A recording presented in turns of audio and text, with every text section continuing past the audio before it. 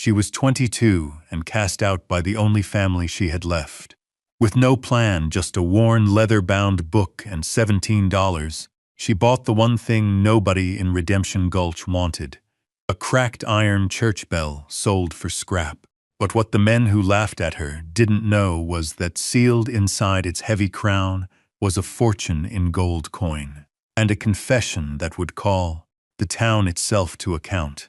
Settle in and stay close for this story of quiet courage, and let us know in the comments where you are watching from tonight. Ruth Calloway had been shaped by two men, one who gave her life and one who taught her how to live it. Her father, Thomas Calloway, was a botanist by training and a dreamer by trade, a man who saw the world not as a thing to be conquered but as a text to be read. He had filled a small, leather-bound journal with meticulous ink drawings of alpine flora, each petal and leaf rendered with a scientist's precision and a lover's care. He died, alongside her mother, in the winter of '68, when a fever swept through their small mountain homestead, leaving 8-year-old Ruth an orphan with nothing to her name but that book. The book was her most beloved object, a tangible piece of a love she could barely remember, but felt as a constant, quiet warmth against her ribs. She was sent to live with her mother's brother, her Uncle Reed, in the bustling supply town of Granite Creek.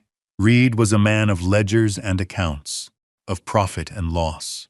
He was not unkind, but his affection was a measured thing, dispensed like rations.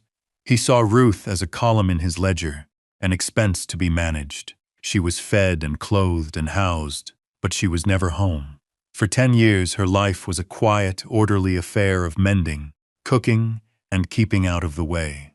She learned to be self-reliant, because reliance on others was a currency she did not possess. She learned to be observant, because in a house where you are not central, you survive by noticing the currents and eddies of mood and intention around you.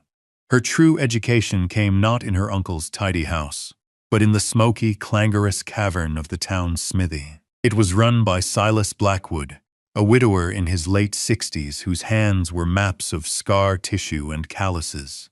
Silas had been a friend of her father's, and when he saw the lonely girl with watchful eyes, he recognized the same steady soul. He never offered pity. Instead, he offered purpose. He began asking her for small favors, to work the bellows, to hold a piece of iron steady with the tongs, to fetch a specific hammer from the rack. He spoke to her not as a child, but as an apprentice. He taught her the language of metal, the way it spoke under the hammer, the different songs it sang as it cooled. He showed her how to read a fracture, to understand stress, to know when something was tempered and true, and when it was brittle and false. Most folks see a broken thing and all they see is the break, he told her once, his voice a low rumble beneath the hiss of the slack tub. They don't see the good steel that's left. The break isn't the end of the story, Ruth. It's just the point where a new one starts. He taught her about leverage, about how a small, well-placed force could move an impossible weight. He taught her that integrity wasn't about being perfect or unmarred, but about holding your essential nature even after you've been damaged. Silas died 2 winters before her ejection, leaving a void that the whole town felt like a missing tooth. For Ruth, it was the loss of the only person who had ever seen her for who she was. Not a burden, but a capable woman with a quiet strength. It was his lessons, more than anything else, that she would carry with her into the wilderness of her own life. The end of her time in her uncle's house came not with a shout, but with the rustle of a paper. Her uncle, at 45, had decided to remarry. His intended was a widow from Denver, a woman of society and particular tastes, and she had made it clear that her new home would not include a grown, unmarried niece of no particular standing. The cruelty was administrative, as clean and cold as a line item in a ledger. One Tuesday morning, after breakfast, her uncle called her into his study. The room smelled of dry paper and old leather. He did not ask her to sit. He stood behind his large oak desk, a barrier between them, and cleared his throat. "Ruth," he began, his eyes fixed on a point just over her shoulder. As you know, Mrs. Albright will be arriving next month. We have been discussing the arrangements for the household. He spoke as if outlining a shipping manifest. It has been determined that it would be best for you to make your own way now. You are 22, a woman grown. He slid a small stack of coins and a few bills across the polished surface of the desk. I have calculated your share. After deducting the cost of your room and board for the 14 years you have been under my roof, this is what remains. $17. It was not a gift. It was a final transaction, the closing of an account. There was no malice in his voice, and that was the worst part. It was simple, emotionless arithmetic. She was a debt that had been settled. Ruth did not argue. She did not cry or plead. To do so would have been to ask for something he was incapable of giving. She looked at the small pile of money, the sum total of her childhood, and gave a single sharp nod. She said nothing. Her silence was not one of submission, but of a profound and sudden clarity. She saw him, perhaps for the first time, not as her guardian or her family, but as a man who lived his life by a set of rules she could never subscribe to. She went to her small attic room, the place that had been her sanctuary and her cell. She did not own much. A few worn dresses, a sturdy pair of boots, a wool blanket. She packed them into a simple canvas satchel. The last thing she took was her father's journal of botanical drawings. She held it to her chest, the worn leather cool against her fingers. It was the only thing in the house that held any real value, the only thing that spoke of a love that was not measured or calculated. She walked down the stairs, past the parlor where her aunt-to-be's portrait was already waiting to be hung, and out the front door. She did not look back. The door clicked shut behind her, the sound as final and unremarkable as a clerk closing a ledger book at the end of a business day. She stood on the street of Granite Creek, a town she had lived in for most of her life, and felt like a complete stranger. She had $17, a book of flowers, and the quiet, unyielding strength that Silas Blackwood had hammered into her. She walked away from her uncle's house and did not stop until she reached the edge of town. The sun was climbing, and the morning air was crisp with the promise of autumn. She had no plan, only a destination, a name whispered to her years ago by Silas: Redemption Gulch. He'd called it a place where things went to be forgotten, a played-out mining camp clinging to the side of a mountain, populated by ghosts and stubborn old men. A hard place, he'd said, but an honest one. The mountains don't care who your father was. That honesty sounded like a balm to her raw spirit. She used $2 of her $17 to buy a place on a freight wagon heading west, deeper into the Rockies.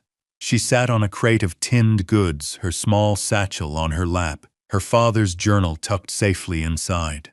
The wagon lurched and swayed, its iron-rimmed wheels grinding against the rocky road. For 3 days she traveled, watching the familiar landscape of Granite Creek give way to something wilder and more immense. The mountains grew larger, their peaks jagged against the sharp blue sky. The forests of pine and aspen grew thicker, the air thinner and smelling of resin and cold stone. The other passengers, rough-looking prospectors and a tired-looking family, paid her little mind. She was just another piece of human cargo, adrift in the vastness of the territory. The journey was a stripping away. With every mile, the life she had known fell further behind, becoming smaller, less significant.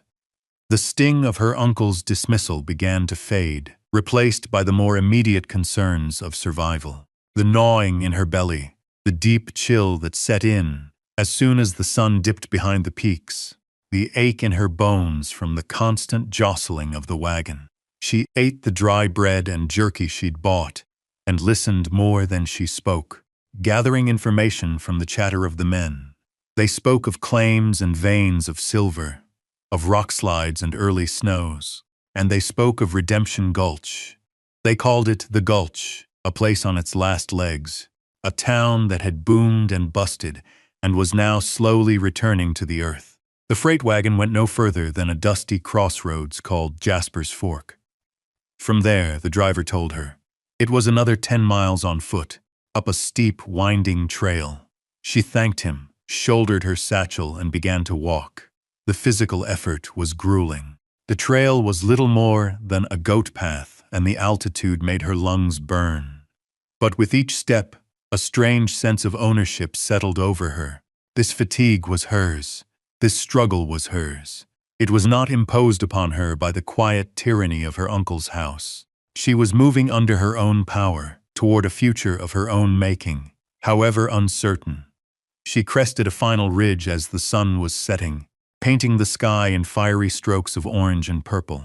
Below her, nestled in a narrow valley, was Redemption Gulch. It was not much. A single, muddy street lined with a handful of weathered, false-fronted buildings, some of which listed precariously. A few cabins dotted the surrounding hillsides, smoke curling from their stone chimneys.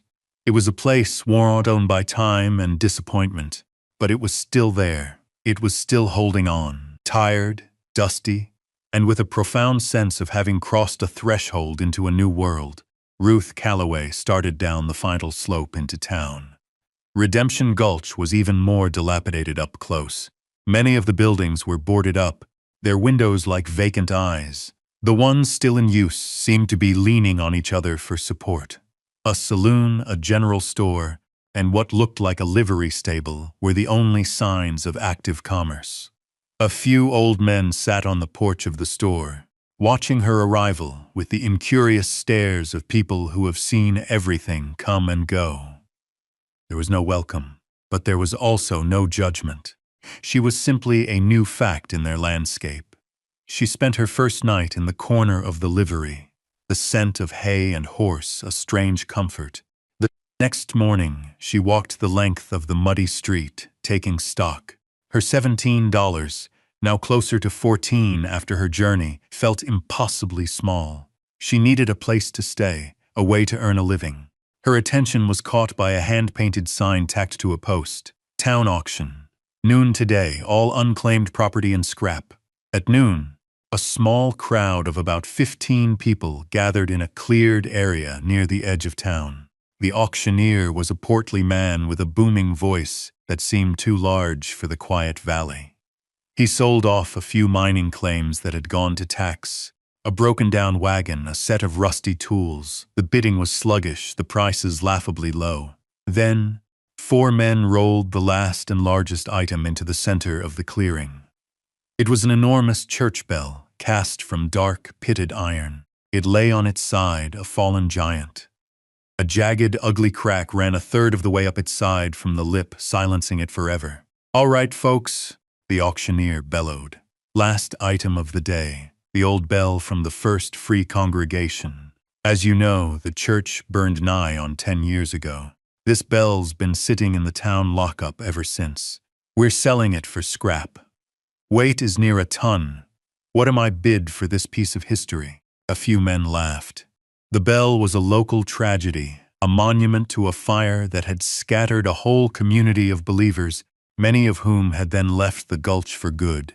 It was considered bad luck, a massive, useless weight. "Come on now, the iron is good. Melt it down for shoes or tools," the auctioneer pleaded. "Who'll start me at $10? Silence. The men on the porch of the store spat tobacco juice into the dirt. Ruth, standing at the back of the small crowd, felt a pull she could not explain. She walked forward, her eyes tracing the lines of the massive casting. She remembered Silas Blackwood's lessons. She saw the maker's mark near the lip. She saw the elegant curve of the crown, the solid engineering of the cannons used for mounting it, and then she saw something else.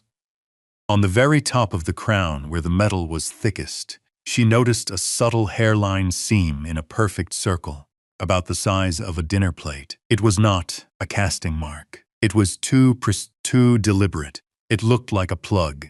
Her heart began to beat a little faster. She thought of Silas saying, "The break isn't the end of the story." $5, someone yelled, a mocking bid from the back. The auctioneer looked desperate. "I've got 5. Do I hear 6?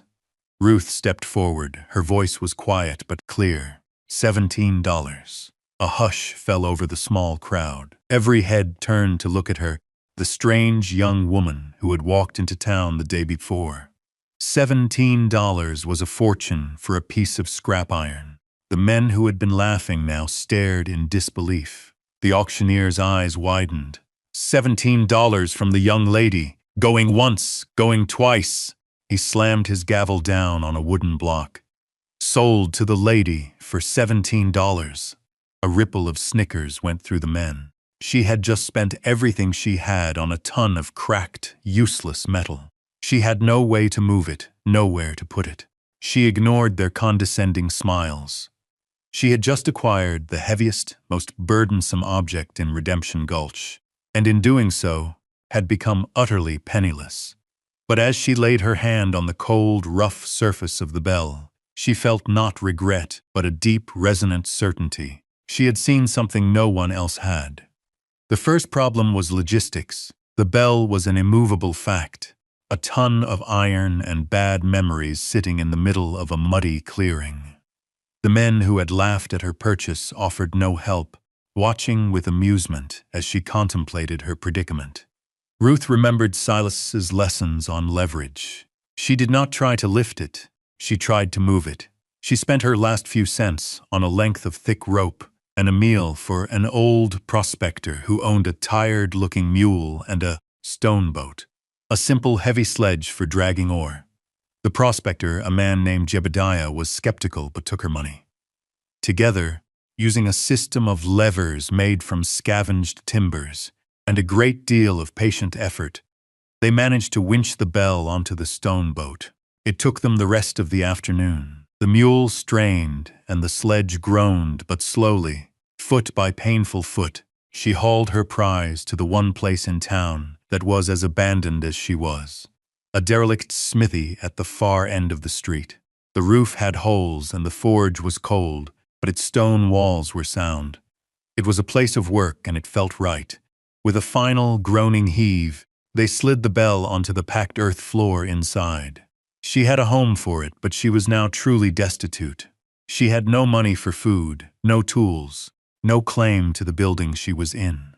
All she had was the bell and a secret suspicion. As dusk fell, she lit a single candle she'd found on a shelf. The flickering light cast huge, dancing shadows. Alone in the cavernous, cold smithy, she finally turned her full attention to the bell's crown. She ran her fingers over the hairline crack she'd spotted. It was definitely a plug, sealed with what looked like lead or pitch. She needed tools. Scouring the smithy, she found a rusty cold chisel and a heavy, short-handled hammer, their wooden grips smooth with the memory of another man's hands. They felt familiar, extensions of the lessons Silas had taught her. She placed the tip of the chisel into the tiny seam and struck it firmly with the hammer. The sound was a sharp, clear ping that echoed in the quiet space. For hours she worked. It was slow, painstaking labor. She moved the chisel a fraction of an inch, struck it, moved it again. A fine powder of rusted lead sifted onto the bell's surface. Her arm ached and her hands were raw, but she did not stop. She was not just breaking a seal. She was chiseling her way toward a new life. Finally, with a low grinding sound, the plug shifted. She put down her tools and gripped the edges of the metal disc. It was heavy, but it moved. She lifted it free. Inside was a hollow cavity, about a foot deep and just as wide, and nestled within it, wrapped in oilskin, were 2 packages. Her hands trembled slightly as she reached inside. The first was a canvas sack, surprisingly heavy and emitting a soft, clinking sound. She untied the drawstring and poured a portion of the contents into her palm. Gold, not dust but coins. Double eagles, dozens of them, gleaming in the candlelight. A wave of dizziness washed over her. It was a fortune, more money than she had ever seen in her life. She set the coins aside, her mind reeling, and reached for the second package. It was a flat packet, also wrapped in oilskin and sealed with wax. She carefully broke the seal and unfolded the contents. It was a letter, the paper thick and the ink faded but still perfectly legible. The script was neat, precise. It began, "To whomever finds this in God's own time." She held it closer to the candle and read, "My name is Reverend Michael Keene. I was the pastor of the First Free Congregation of Redemption Gulch, from the year of our Lord 1865 until this day, October 12, 1869. If you are reading this, our church has been destroyed by fire, and I am likely dead. The fire was no accident. It was set by men who covet the land our chapel sits on, for they believe it holds a rich vein of silver. These men are Mr. Silas Croft, the owner of the saloon, and Mr. Jedediah Flagg, who holds the town's only freight contract. They offered to buy the land. I refused. They threatened my flock. We held fast. Tonight, I fear they will make good on their threats.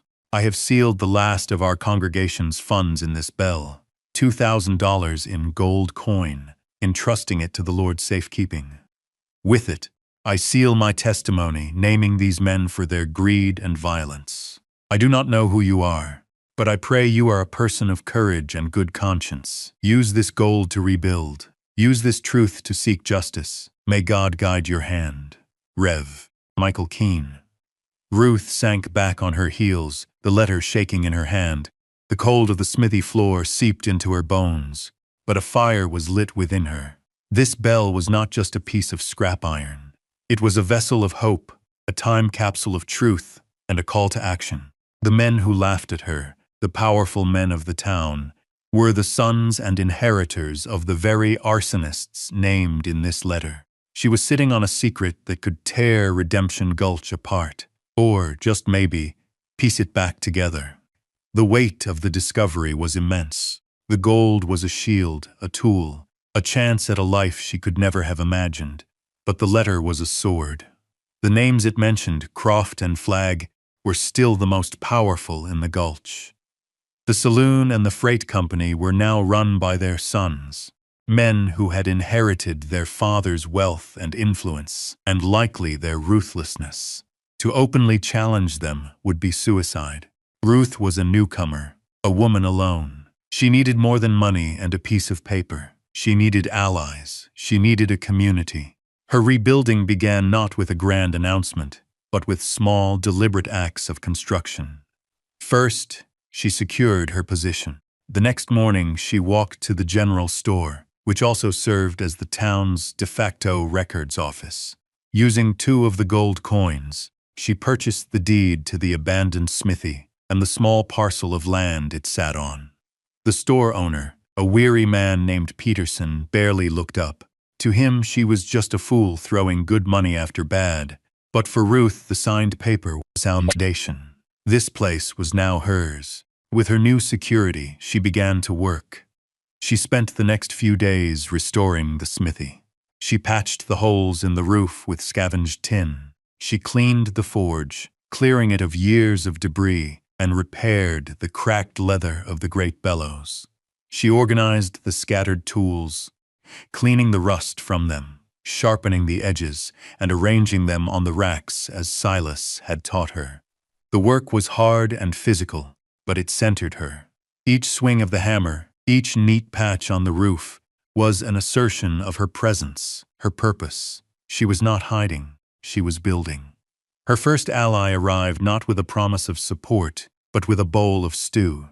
She was an old woman named Elspeth, her face a web of deep wrinkles. She had lived in the Gulch for 40 years and had been a member of Reverend Keene's congregation. "Saw you working," Elspeth said, her voice thin but steady. "A woman needs to eat." She said nothing more, but she began stopping by every day, sometimes with food, sometimes just to sit and watch Ruth work. Her presence was a quiet vote of confidence. Soon others followed. The old prospector, Jebediah, a different Jebediah from the one named in the letter. A coincidence that felt like a grim joke brought her a broken pickaxe. "Heard there was a smith in town again," he grumbled, though his eyes were sharp and curious. He had seen her haul the bell and respected the sheer stubbornness of the act. Ruth fired the forge for the first time, the roar of the flames a resurrection. She expertly reforged and tempered the pexix head, the rhythmic clang of her hammer on the anvil ringing out through the valley. It was the first time that sound had been heard in the gulch in 5 years. The sound was a declaration. The town had a heart again. Jebediah paid her and spread the word. Small jobs began to trickle in. A bent hinge, a broken shovel, a new set of shoes for a pack mule. Ruth worked diligently, her prices fair, her craftsmanship impeccable. She was earning her place, not with words, but with competence. After a week, she felt she could trust Jebediah. She showed him the letter. The old prospector read it slowly, his face hardening.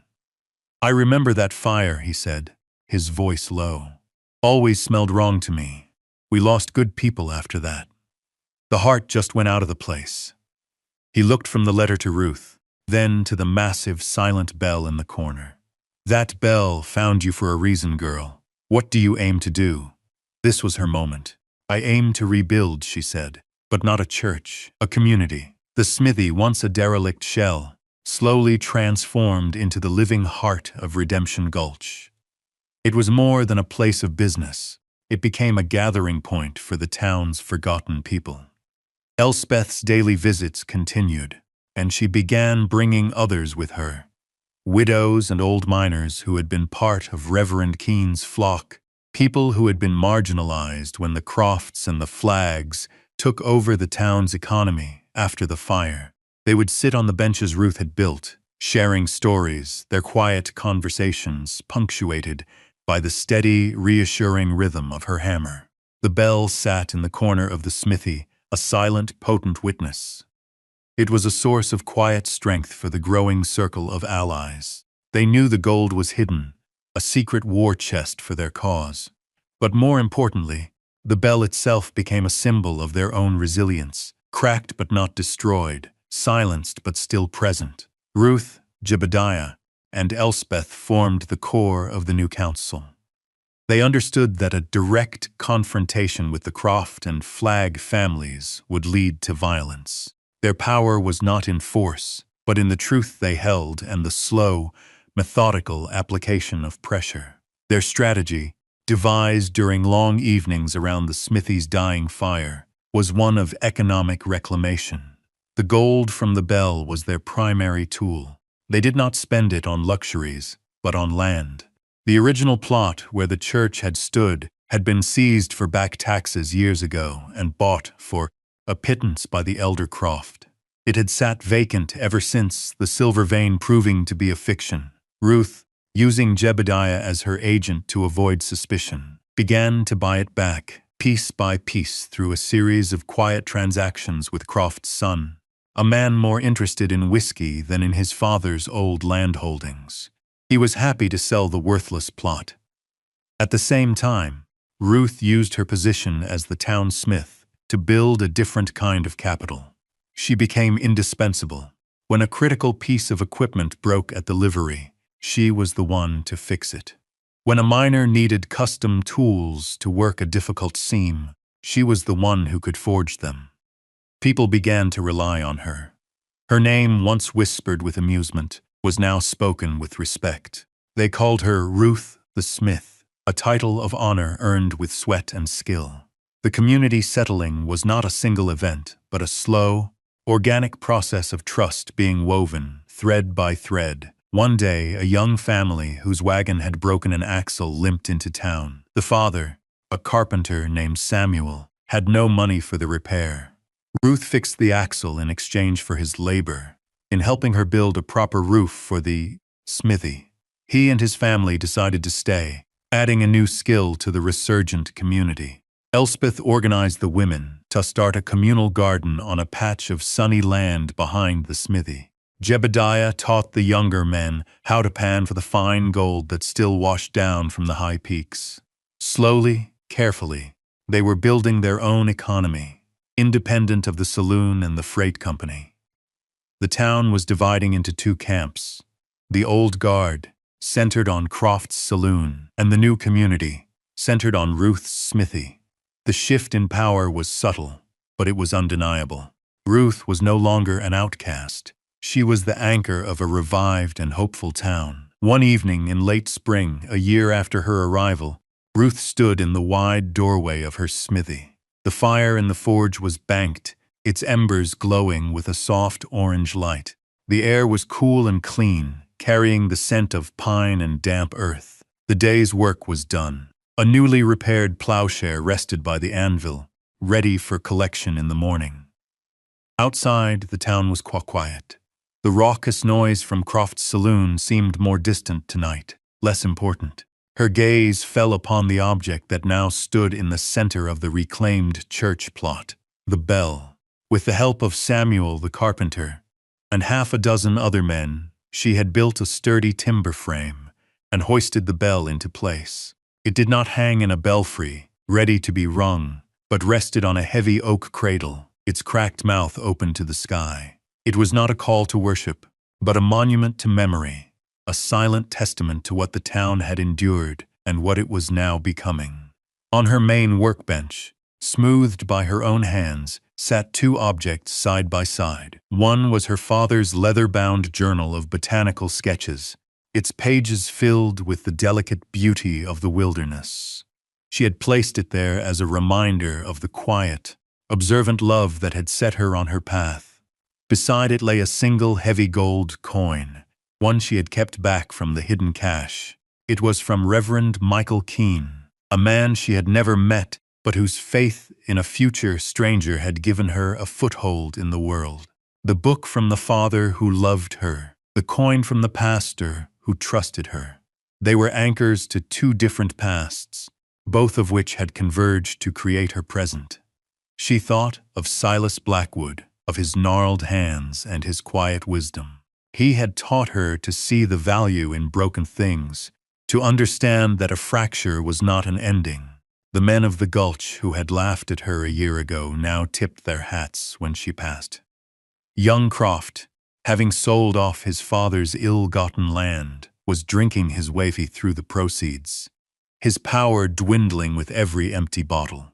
The truth of Reverend Keene's letter had never been made public. It was a weapon they held in reserve. Its power was in its potential, a final piece of leverage that ensured the old guard would not interfere as the new community grew. The gold had been their seed corn, and the bell their silent charter. Ruth Calloway had arrived in Redemption Gulch with nothing but $17 and a memory of love. She had spent it all on a broken bell, an act of desperate intuition. It was the soundest investment she had ever made. She had not found a fortune. She had forged a home, hammered out of loss and scrap iron, tempered in the fire of a shared purpose. She was no longer an outcast, but a founder. Ruth Calloway was 22 and had $17 to her name when she was cast out. She spent it on a cracked and forgotten church bell, and it was the best $17 she ever spent. It bought her more than a ton of scrap iron. It bought her a purpose, a community, and a home. What have you found value in that others have overlooked or cast aside? Let us know your story in the comments below. And if you believe in the power of quiet courage, be sure to subscribe and share this story with others.